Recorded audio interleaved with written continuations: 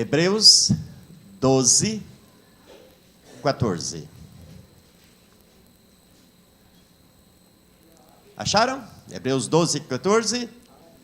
Segui a paz com todos e a santificação, sem a qual ninguém verá o Senhor. Mais uma vez, vamos ler juntos. Segui a paz com todos e a santificação, sem a qual ninguém verá o Senhor.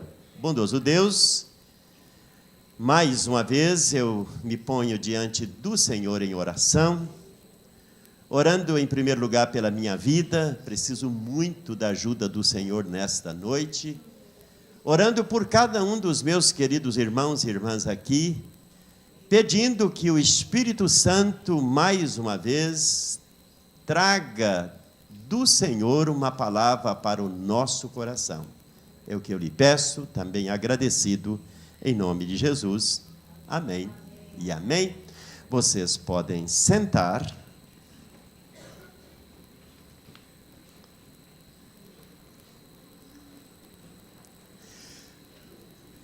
Pode até ser que exista, obrigado querido, alguém que seja cristão, ou tenha a ideia de que ser cristão é ser uma pessoa abençoada, é ser uma pessoa bem-sucedida, é ser uma pessoa que tenha aqui na terra todo o cuidado de Deus para com ela, uma pessoa vencedora, uma pessoa saudável, uma pessoa com a família abençoada.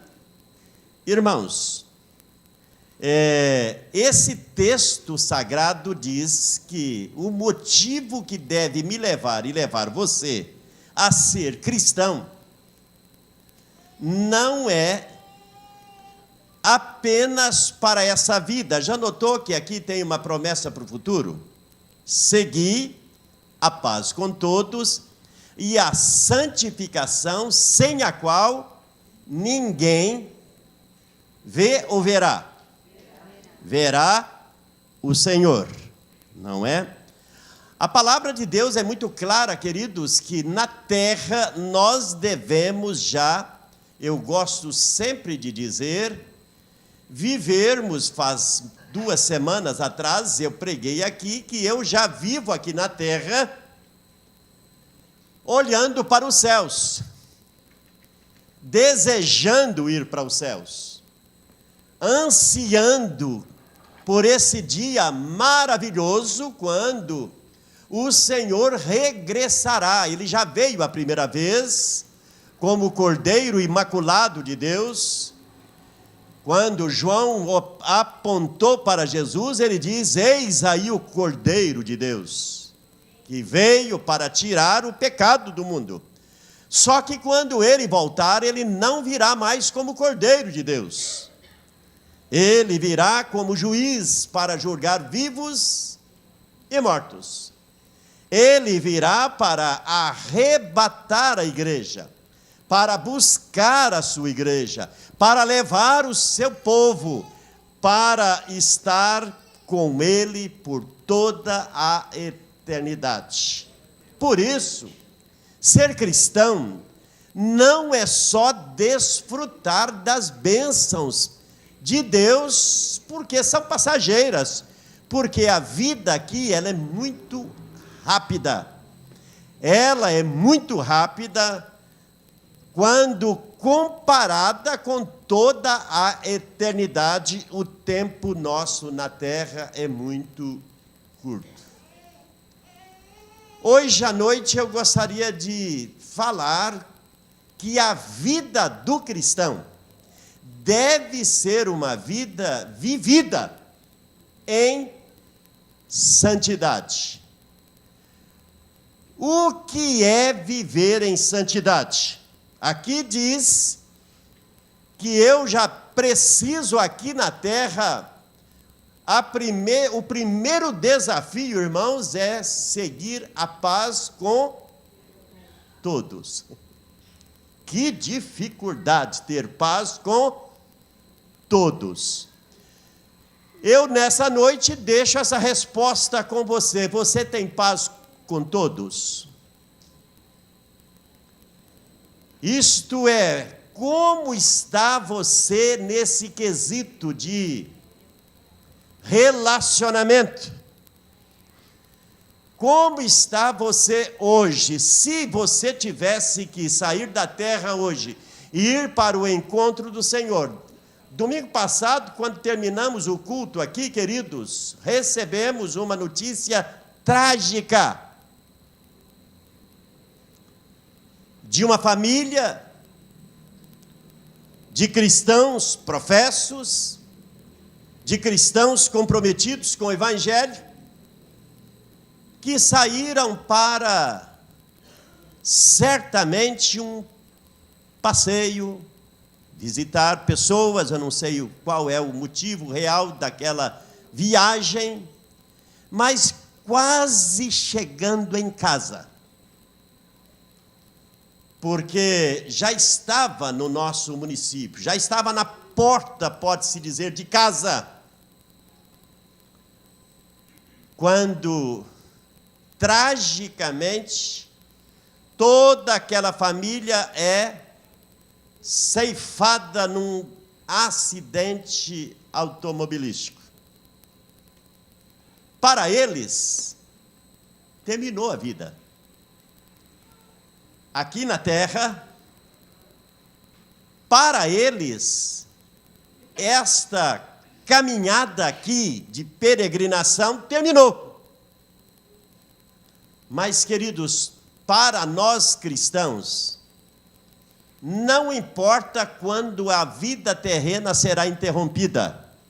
Esse texto diz que um dia nós vê-lo-emos exatamente como ele é. Só que aqui na terra eu tenho que seguir. Esse texto diz seguir. Isto é, a vida do cristão deve ser uma vida de ir para frente. Infelizmente, muitos retrocedem no seu caminhar de fé, tiram os olhos do autor e consumador da fé, coloca nas adversidades, nos problemas, nas barreiras, e voltam para trás e deixam de seguir. Discípulo é um seguidor. Discípulo é aquele que segue, é aquele que continua, é aquele que peregrina, é aquele que não importa quanto tempo vai ter que continuar, mas vai continuar aguardando, esperando o dia em que ou nós vamos ou ele vem. Por isso, queridos, aqui na terra, nós somos convidados hoje à noite a viver uma vida de santidade. Irmãos, a santificação, esse termo muito bíblico, não é?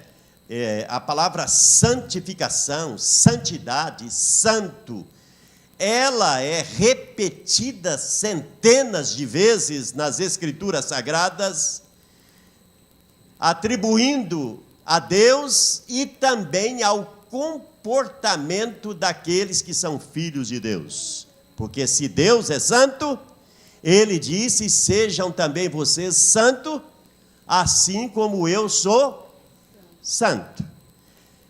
Eu gosto de uma definição, mais ou menos, de John Wesley. John Wesley, ele comparava a experiência nossa da salvação a alguém chegando numa calçada e chegando ali na varanda. As casas hoje não tem muita, né? Mas chega na garagem.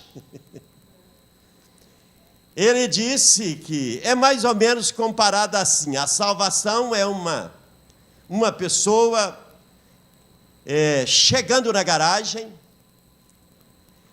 a fé é comparada com abrir a porta,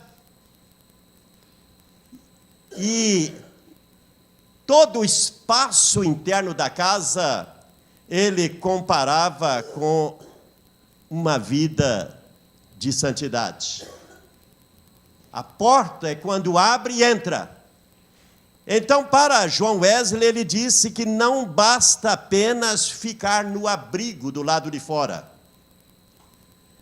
Não basta apenas estarmos no átrio, nem ficarmos apenas na porta. É necessário que nós nos entremos inteiramente, isto é, a ideia é deixar que Cristo entre inteiramente na nossa vida, ocupando cada espaço do nosso coração. A santificação, irmãos, de fato, ela é uma consequência imediata da conversão. Primeiro, irmãos, porque é impossível alguém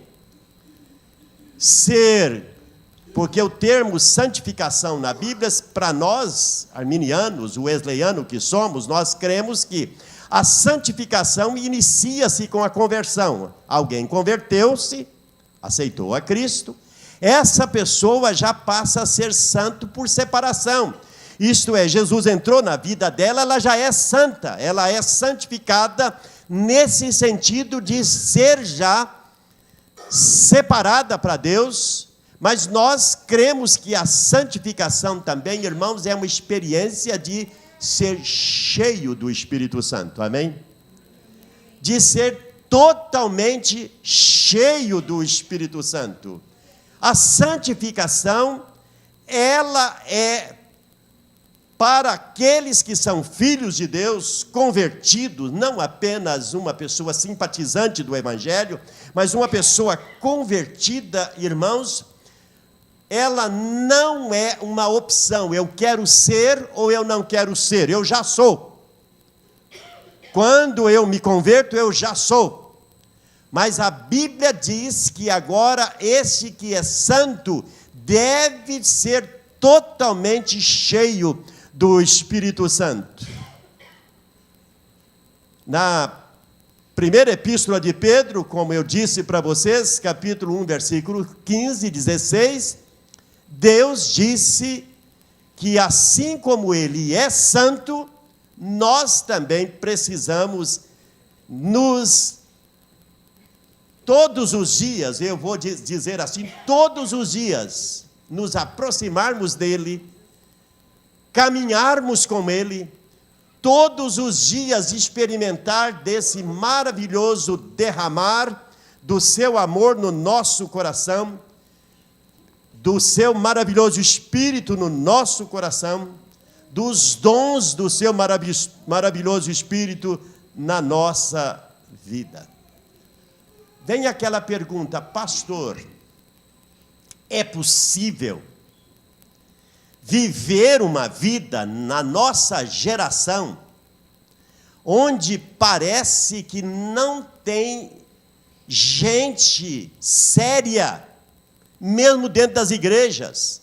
Não tem pessoas, nessa época, pastor, que as pessoas fora da igreja não se comporta como cristãos, não se comporta, não tem as características, não tem na sua maneira de viver, na sua maneira de ser, na sua maneira de comportar, de falar, de fazer negócio, na sua maneira de... Está entendendo?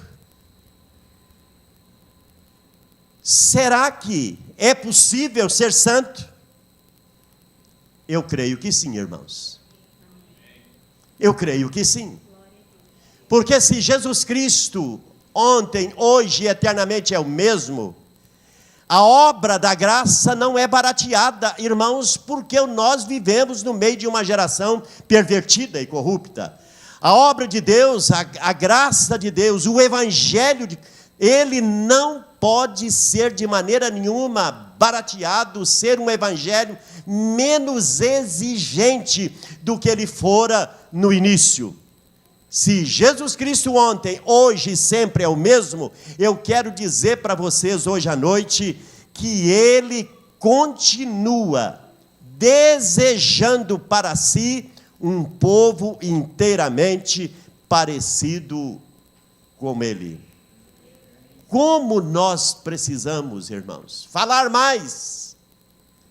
Como nós precisamos entender mais.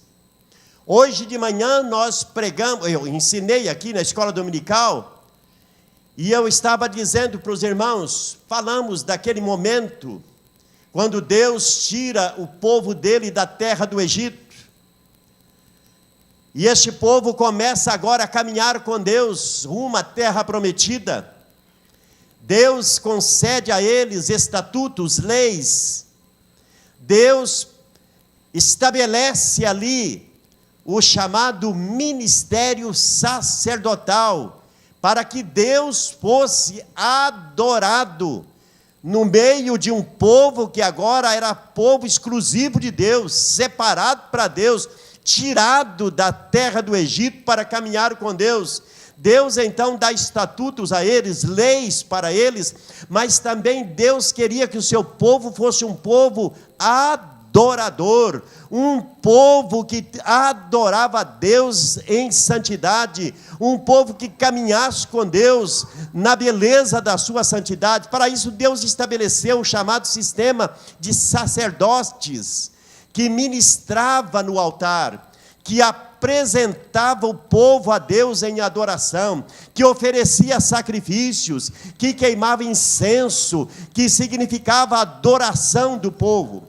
E no texto que nós estudamos hoje de manhã, falamos que os filhos de Arão, que foi o primeiro sumo sacerdote, escolhido por Deus, mas os filhos dele também foram escolhidos para serem ministros, serem sacerdotes, serem aqueles que ofereciam sacrifícios a Deus.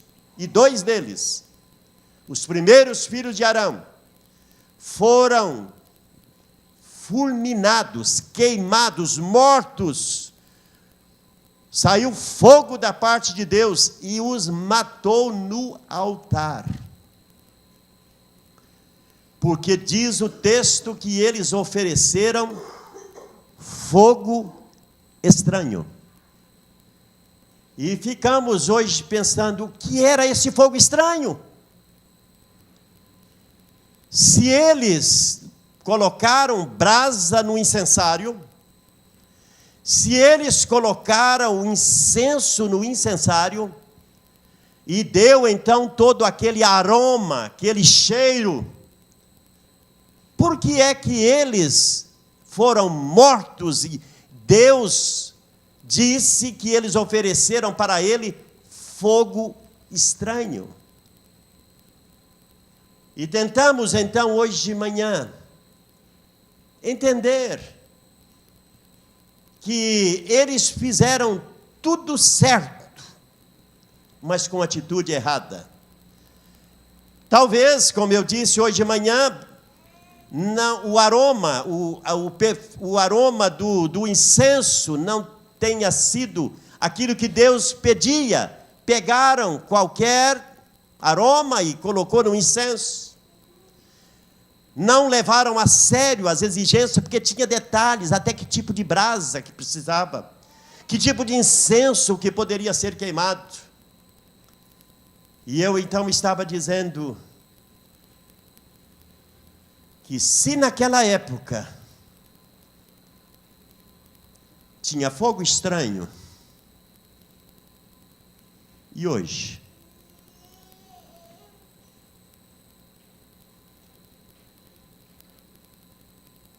Eu disse para os irmãos que ali no Velho Testamento nós vemos que o culto a Deus foi corrompido em muitas ocasiões, e que não encontramos mais sacerdotes sendo mortos assim, mas não quer dizer que Deus ficou mais tolerante.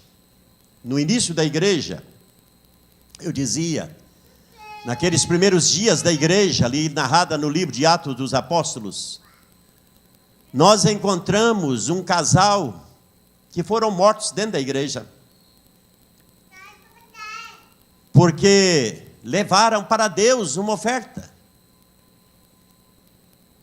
A oferta é voluntária, ninguém pediu que eles fizessem aquilo, desejaram ou decidiram fazer aquela oferta volumosa, venda de uma propriedade que não se sabe o que é que venderam, provavelmente, uma quantidade bem avultosa de dinheiro que levaram, porque Deus os matou. Por que é que eles foram mortos dentro da igreja? Sendo que levaram para Deus. Lá está dizendo que antes de irem para lá, decidiram falar uma mentira. Combinaram em casa que levariam uma parte e chegaram lá dizendo que era 100%. Foram mortos. Mas, pastor, será que não tem esse tipo de pecado hoje? Porque as pessoas não morrem. Irmãos, Deus estava tão somente dizendo que o Senhor do Velho Testamento continua sendo o mesmo hoje, amém? Amém. Ele não mudou. O Deus da antiga aliança é o mesmo Deus da nova aliança. Amém, queridos? Amém. Não quer dizer que as pessoas têm que morrer fisicamente. O que eu quero nessa noite dizer, irmãos, é que nós precisamos entender que sem santificação não veremos o Senhor. Porque precisamos. A santificação deve ser, irmãos, muito mais do que um desejo. É uma necessidade. Deveríamos dizer: Senhor, ajuda-me a buscar mais, a disciplinar-me mais. Temos vários motivos na Bíblia que nos leva, irmãos, a mostrar que Deus quer de mim e de você mais do que simples seguidores. Ele quer filhos parecidos com seu Filho Jesus. Em 1 Tessalonicenses capítulo 4, verso 3, disse que esta é a vontade de Deus, a nossa santificação. 1 Tessalonicenses capítulo 4, versículo 3. Porque esta é a vontade de Deus, a vossa santificação. Olha para o teu irmão e diz: olha, Deus quer que você seja santo. Amém? Deus quer. Esta é a vontade de Deus, não é a minha, não é do pastor Eloy, não. Deus quer que seus filhos sejam parecidos com Ele, como Ele é santo. Deus quer, queridos, que nós sejamos parecidos com Ele. Em 2 Coríntios 3,18 diz assim, que nós precisamos entender que Deus quer que nós sejamos transformados de glória em glória na sua própria imagem. Isto é, Deus quer me transformar e transformar é você, que a gente seja parecido com Ele. Amém? Parecido com Jesus. Para que o Senhor, irmãos, faça mais maravilhas. Eu gosto muito daquela passagem de Josué, capítulo 3, verso 5.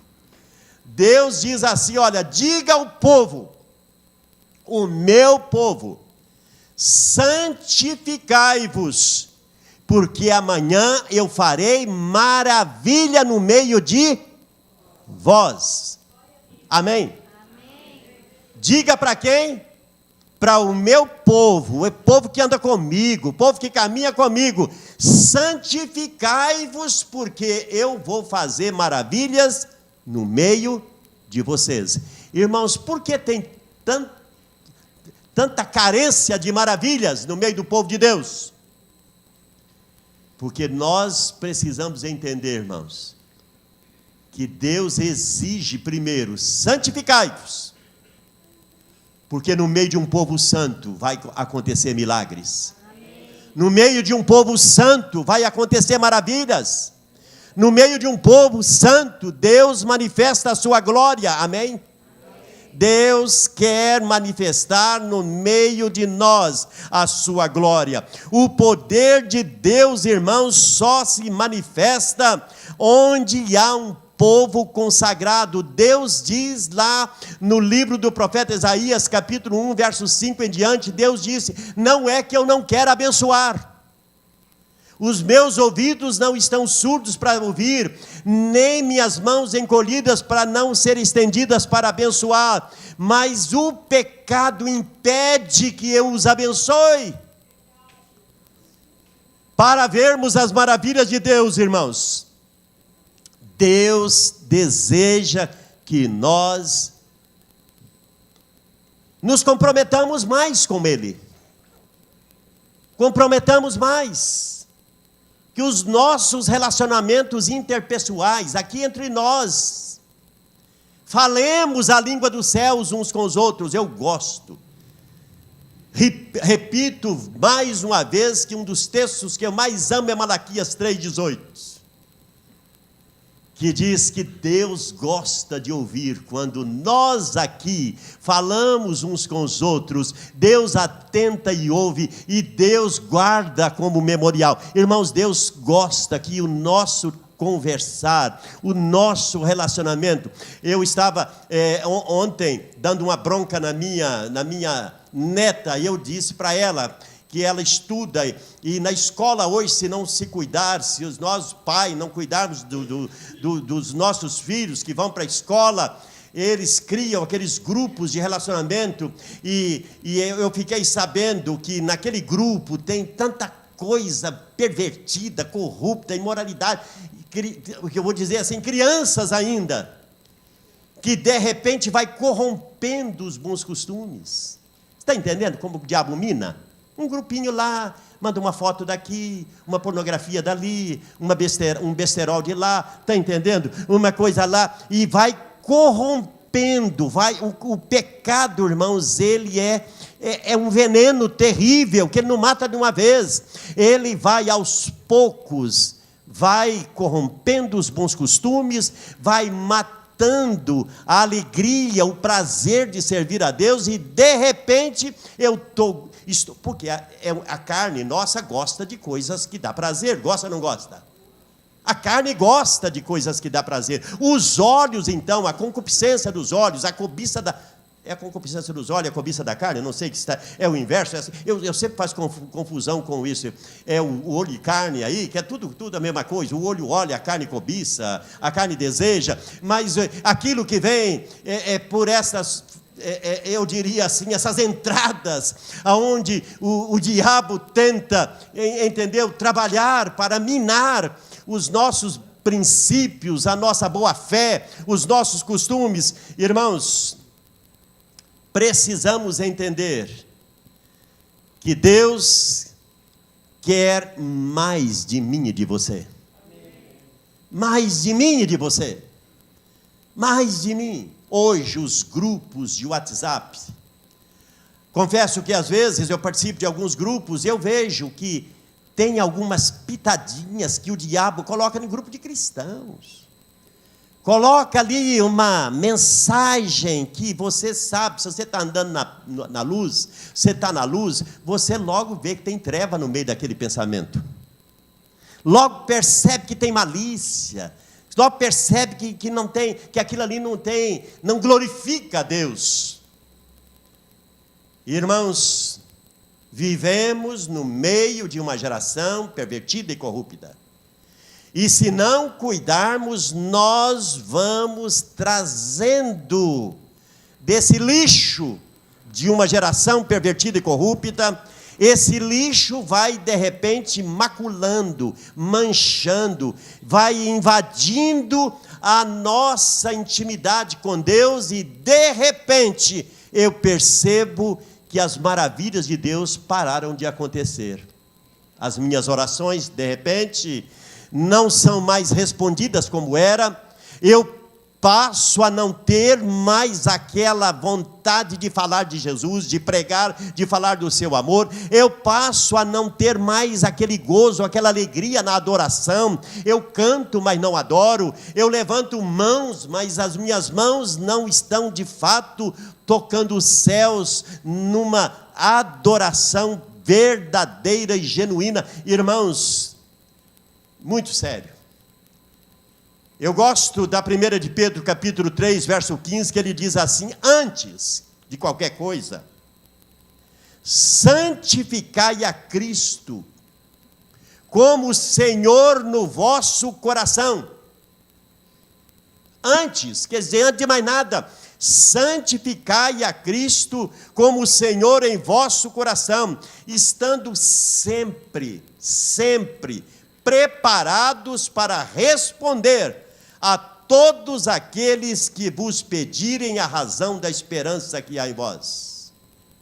Vivemos uma época onde há pouco testemunho fora da igreja, onde as pessoas estão esperando ver, quem sabe, algo que eles não têm em você. Ele diz antes, santificai a Cristo, porque o mundo está perguntando: o que você tem que eu não tenho? As pessoas que estão próximas de você, que não têm o Deus que você professa ter, estão desejando: você tem algo para me falar?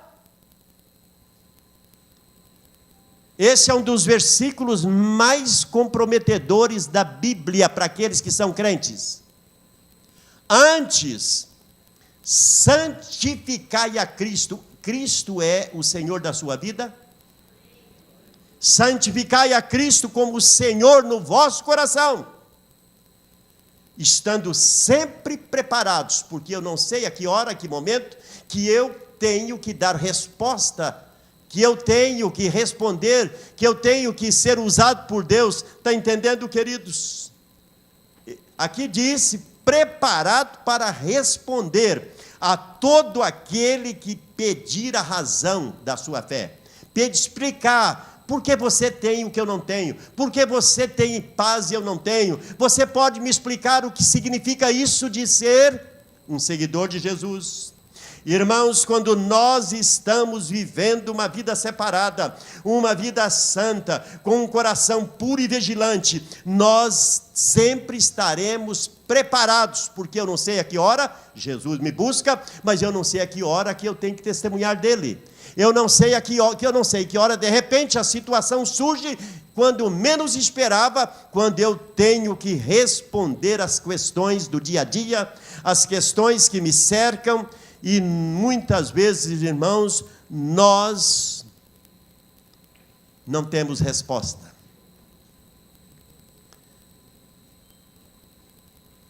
O que significa ser santo? É possível? É possível experimentar uma vida assim? Eu gosto imenso de Paulo, irmão. Paulo, para mim, é tão humano, tão parecido comigo e contigo, porque às vezes achamos que Paulo era alguém diferente, ele foi um homem espiritual demais. Não. Paulo viveu alguns momentos na vida, irmãos, que eu vejo Paulo igualzinho a mim, com dúvidas. Paulo fazendo perguntas para Deus, que você certamente faz. Paulo, depois da sua gloriosa experiência de receber aquele toque de Ananias, que pela primeira vez na vida Paulo escutou a palavra irmão. Paulo, ou Saulo, irmão. Eu gosto muito de Ananias. Jesus me enviou aqui. Jesus me enviou. Ele já quebrou você. Você está prontinho agora para ser batizado? Você está prontinho para ser cheio do seu Espírito? Mas eu vejo, irmãos, dali para frente, Paulo tão humano. Tão humano. E eu gosto de Paulo. Para mim, uma das cartas escritas por Paulo, todas são muito abençoadas, mas a carta aos Filipenses me encantam. Porque Filipenses, Paulo fala muito dele. Eu gosto de Paulo. Ele fala muito de si. Então, o capítulo 3 de Filipenses é encantador. No versículo 12, ele diz assim: eu não me considero mais santo do que ninguém. Ele disse, eu ainda estou numa corrida. Se você foi lá, ou se eles projetarem ali, Filipenses 3,12, está dizendo, eu preciso muito aprender ainda. Quando ele vai para o versículo 13, ele disse, eu esqueço o que eu já corri até aqui. Eu gosto de Paulo, que ele disse, eu não vivo o passado. Esquecendo as coisas que para trás ficam. Porque tem muitas pessoas, irmãos, que contam muitas experiências maravilhosas que teve com Deus algum tempo passado, mas hoje estão tão murcha, estão tão desanimadas. E Paulo diz, esquecendo-me das coisas que para trás ficam, isto é, o cristão, irmãos, não vive do ontem. Ele disse, avançando. Deus não quer que você viva de sonhos passados, de experiências, porque por melhor que elas tenham sido, já passou. Concorda? No verso 14 ele disse, eu prossigo para o alvo. Ele disse, eu sei que existe um padrão chamado perfeição cristã. E eu não acho que eu alcancei ainda, por isso eu prossigo. Sabia, queridos, que para um cristão genuíno, ele nunca vai dizer, eu já estou no ápice. Eu estou prosseguindo. Porque a gente está aqui, não está? Quero que os irmãos entendam, não existe um patamar onde alguém diz, eu cheguei no topo. Não. Eu estou prosseguindo. Amém? Sempre ponha isso no seu coração. Eu estou avançando. Isto significa que eu não posso dar um passo para trás, mas eu preciso todos os dias conhecer o novo de Deus. Eis que se fizeram novas. Se alguém está em Cristo, é criatura nova. As coisas velhas já ficaram para trás, e eis que agora tudo se faz novo. Deus tem um novo para mim e para você todo dia. Amém, queridos? Todos os dias Ele tem novo. E muita gente não entende isso, que não podemos ficar na mesmice, não podemos, irmãos, parar por nada, porque o diabo, nosso adversário, ele não dorme. Mas eu me maravilho porque o Senhor também cuida de mim 24 horas. Sim, o versículo 15, Paulo está dizendo que ele queria conhecer mais ainda. Ele pede para que Deus dê mais discernimento para ele, mais compreensão. No verso 16, ele disse que ele queria andar cada dia de acordo com o que ele já havia alcançado. Que maravilha! O cristão que deseja se santificar, irmãos, ele deve prosseguir sempre olhando para o alvo e nunca na retaguarda. As experiências de ontem devem servir de combustível para me impulsionar para ir para frente, amém? Mas não posso mais ficar parado. E para terminar hoje à noite, como é que eu e você podemos vivenciar mais e mais. Na Epístola aos Efésios, se vocês quiserem dar uma olhadinha também, eu vou citar alguns trechos, não vou ler por causa do horário que temos Santa Ceia, mas na Epístola aos Efésios, capítulo 5, é outra carta encantadora de Paulo. Para mim, todos os escritos de Paulo são encantadores, mas aqui Paulo está dizendo para mim e para você. O texto que eu li ainda há pouco, Paulo fala dele. Fala ou não fala? Ele fala dele. Aqui ele está falando para mim e para você. Efésios capítulo 5, verso 1, ele disse assim: seja imitador de quem? Já pensou em imitar Deus?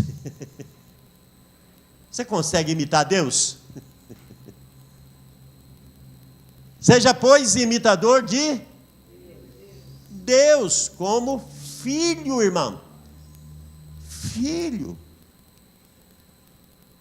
Não é gostoso quando você vê seu filho tentando te imitar? Não é gostoso? Sede, pois, imitadores de Deus como filhos. Olha, imitar Deus não é uma tarefa fácil não, concorda? No versículo 2, ele diz que eu tenho que andar. Se eu tenho que andar, é para frente, ninguém anda para trás. Bom, se bem que pode andar de marcha ré também. Mas eu quero dizer para vocês assim, olha, andai em amor. A vida do cristão, ela é demonstrada pela maneira que ele se relaciona, como ele reflete, como ele deixa fluir na sua caminhada, porque uma coisa que não pode faltar, irmão, na vida daquele que está conectado com o céu, é amor. Porque Romanos capítulo 5, verso 5 diz o seguinte: porquanto o amor de Deus é derramado no nosso coração pelo Espírito Santo que nos foi outorgado. Então Deus derrama do seu amor para que você guarde ou é para que você ande? Você recebe o amor de Deus e você anda em amor. Você ama. Você reflete amor. Isso é ser santo, ser imitador de Deus. Nos versos 3 a 7, ele fala de andar em pureza. Fala de um andar longe do mal, do pecado, das trevas. O caminhar do cristão deve ser um caminhar de cada dia buscar mais pureza. Versículos 8 a 14, ele diz que nós devemos andar na luz. Tem ali uma profundidade imensa sobre luz e trevas. E ele disse que nós devemos andar na luz. Jesus disse, assim como ele está na luz. E os versos 15 a 20, ele disse que a vida do cristão deve ser uma vida onde nós, irmãos, temos que vigiar. Fala da vigilância. Fala da ideia que é na calada da noite que o diabo pega muita gente. Mas esse andar, essa ideia de noite ali, não é na questão de noite como noite que nós falamos, mas eu acho muito no sentido espiritual. Mas pode-se também falar que é na noite. Mas ele diz que nós temos que sermos vigilantes 24 horas por dia, porque o diabo, nosso adversário, ele está sempre ao nosso derredor, buscando uma oportunidade para nos levar ao fracasso. Mas o anjo do Senhor deve sempre estar ao nosso redor. Acampe no esconderijo do Altíssimo, e o mal não vai ter poder sobre a sua vida. O principal objetivo de um cristão, meus irmãos, deve ser, aqui na terra, ser santo. O ensino sobre santificação, ou perfeição cristã, como John Wesley sempre a chamou, é uma das principais doutrinas do cristianismo. Aliás, cristianismo sem santidade não é cristianismo, é religião. Precisamos nos conscientizar, buscarmos forças, porque em nós mesmos não podemos vencer essa guerra, mas no Senhor buscarmos força e nos revestirmos de toda a armadura de Deus, para resistirmos o diabo e permanecermos em pé 24 horas, amém? Deus nos chama para um viver santo. Eu gosto de Gálatas capítulo 2, versículo 20. Ele disse: já estou crucificado com Cristo, e vivo não mais eu, mas Cristo vive em mim. E a vida que agora vivo na carne, vivo-a na fé do Filho de Deus, o qual me amou e se entregou por mim. Que maravilha! Não vivo mais eu, mas Cristo vive em mim. Irmãos,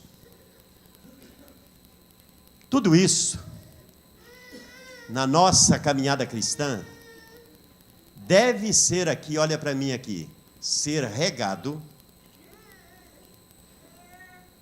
por uma vida de oração, se possível, consagração, com jejuns também, uma vida de contato diário com uma Bíblia Sagrada. Eu tenho dito, irmãos, que geração privilegiada a nossa. Você pode carregar aqui no bolso da sua camisa, da sua calça, dentro da sua bolsa. De primeiro, se você falar, vou botar 5 Bíblias na minha bolsa, não tinha jeitinho. Hoje você pode colocar até 10. Você pode ler a Bíblia dentro do ônibus. Você pode ler a Bíblia em qualquer lugar que você tiver. Você só liga o seu smartphone, está entendendo? Se você tem lá, já baixou a Bíblia lá. Hoje, acho que a internet, todo mundo tem também, praticamente todo mundo tem internet móvel, mas qualquer lugar que você vai, concorda, queridos?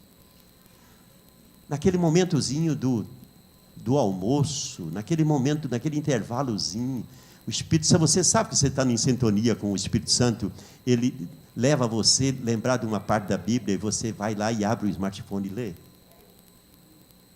Não é pecado ler a Bíblia no smartphone não, viu, irmão? É pecado ficar olhando besteira nele. Porque esse aparelhozinho aí, tem coisa boa, mas tem também coisa que não presta, tem. Que Deus te ajude a andar diariamente, nessa vida de comunhão, nessa vida de oração, cada dia aperfeiçoando mais e mais. Amém? Cuidando nos seus relacionamentos. Eu gosto muito que Paulo fala em 1 Coríntios, capítulo 15, verso 33, ele diz assim, olha, não se engane, 1 Coríntios, capítulo 15, 33, não vos enganeis. As más conversações fazem o quê? Corrompe o quê? Aquela conversinha de intervalo de escola, aquela conversinha do recreio, na hora do trabalho, está entendendo aquela conversinha? Ali que está o capeta, irmãos, querendo o quê? Corromper os seus bons costumes. Viver Jesus 24 horas não é muito fácil, não é? É uma vida de morte diária. Eu estou crucificado com... Fiquemos em pé. Fecha seus olhos. Eu não sei como você está hoje à noite, quem sou eu para saber o que está aí no seu coração? Eu só sei uma coisa hoje à noite. Jesus te ama. Ele te ama. O sacrifício que ele fez ali na cruz foi a maior expressão de amor por você e por mim. E nessa noite, o que ele fez ali foi garantir para você redenção, perdão, vida transformada, mas tem hoje à noite a sua parte, a minha parte,